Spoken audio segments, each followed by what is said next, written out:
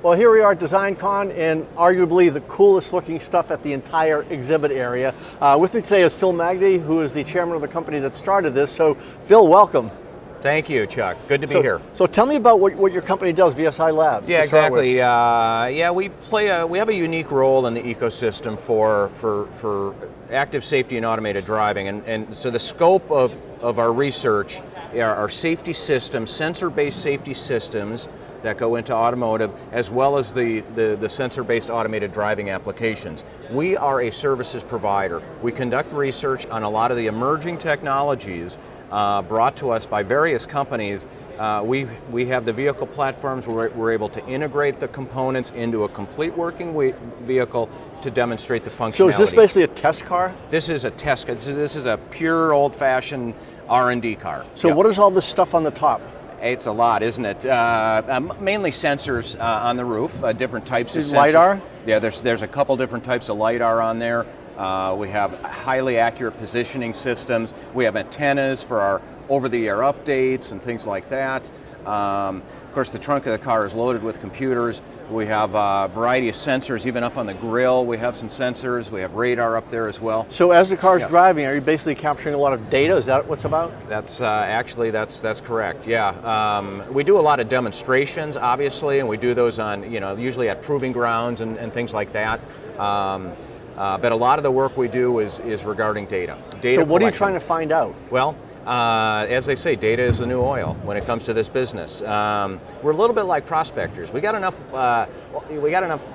stuff to go through, mine, if you will. Are you using any AI on the back end? We are basically looking for insights in that data that can be used to further train algorithms, to test the performance of new techniques and methods.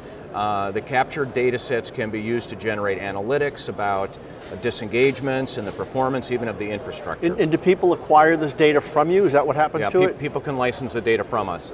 Yes, absolutely. And what about all these brands like Siemens, Crystal? All right, yeah. What is that all about? Yeah, let me go through them if I may. Without moving too much. Just over your shoulder, Chuck, is ARM. ARM is a we know ARM. Big company, processors, right? Obviously, they're targeting this space with a new line of processors, and we're testing those.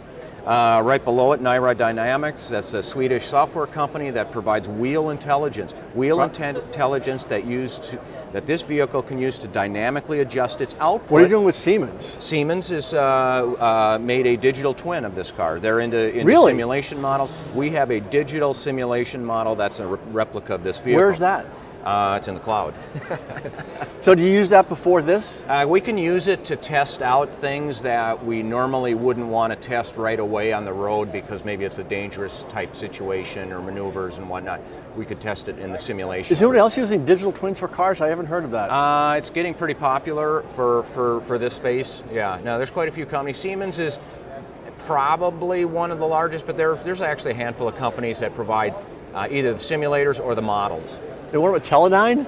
Teledyne's a big sensor company. Recently they acquired FLIR, and FLIR is a company that makes thermal cameras, and we have the thermal cameras on this car, and the thermal camera gives the vehicle the ability to detect pedestrians probably better than anything else. So where does this go from here? Obviously this stuff's all going to get built into the vehicle, but for test purposes, how long are you going to be doing this out there?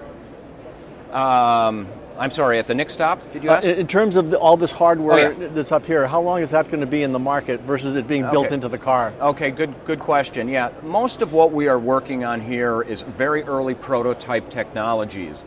These technologies that we're working with here probably will start showing up in cars in the next 2 to 3, 4 years. Yep. Some of it's existing technology, but maybe a new version. Or longer range or something. So eventually will enough be known that you won't have to be doing this testing? I don't think so. No.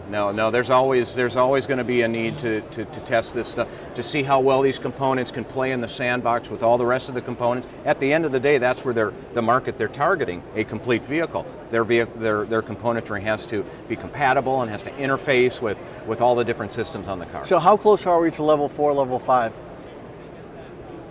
Well, arguably it's available now in very select markets, right?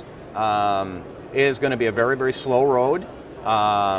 It is. No pun intended. No pun. Yeah, no pun intended. No, it's gonna be a while. And so what we're gonna see is level 4 operating within restricted ODDs, operational design domains, ones that have been fully tested, fully mapped. They've got a lot of experience on this route. They're not going to deviate much from that route. And that'll expand over the years. But the whole other market that's really important to us are our series production cars today. They're being loaded with technology, and it's just going to keep growing. A lot of these are active safety systems for lane keep assist, adaptive cruise control, various types of safety systems on the car, and that's in the market now. And so is it more going forward? Is it going to be more driver assist versus full autonomy? Yes. What we basically have are two trajectories when it comes to auto. We have the level 4 kind of robo-taxi, and shuttles you could fit into there too, right. And then you have commercial vehicles like that just are evolutionary, and a lot of these safety technologies are already, you've seen them in cars for some years now, but it's just going to grow considerably as far as production cars go. So DesignCon, is this your first one? Nope. Many times. Is this your first live one recently? Live one recently, yeah. How long? Well, it's been a year and a half. This is your first one back? Well, yeah, for DesignCon. In person. Yeah, exactly. But we've been, we never really shut down during COVID. We were out doing data collection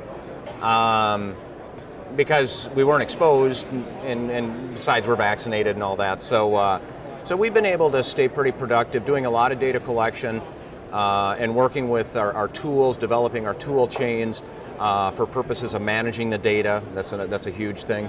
But we're busier than we've ever been right now, so yeah, it's pretty good. Busy's good to be back. Thank you good so to be back, Chuck. Thank you so much. All right, thank you.